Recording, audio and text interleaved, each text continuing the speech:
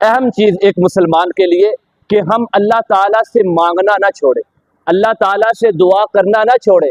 ہم جس طرح اپنے والدین سے اپنی چیزیں منواتے ہیں، جس طرح بچہ اپنے والدین کا دامن پکڑ کے چمٹ کے ضد کرتا ہے کہ مجھے یہ چیز چاہیے، اور والدین مجبور ہو جاتے ہیں وہ خواہش پوری کرنے پر، اسی طرح ایک مسلمان کی یہ شان ہونی چاہیے کہ اللہ تعالیٰ کے در پہ آ کے بیٹھ جائیں، کوئی بھی ضرورت ہے، کوئی بھی حاجت ہے، اللہ تعالیٰ کے پاس آئے، فریاد کرے کہ یا رب ذوالجلال یہ میری ضرورت ہے، یہ میری حاجت ہے، اور آپ ہر قسم کی ضرورت پوری کرتے ہو، ہر قسم کی حاجت اگر کوئی پوری کرتا ہے وہ صرف آپ ہو۔ یا رب ذوالجلال میری فلاں قسم کی ضرورت پوری کر دے، فلاں حاجت کو پوری کر دیجئے، میری فلاں پریشانی ہے اس کو دور کر دیجئے۔ اللہ تعالیٰ فرماتے ہیں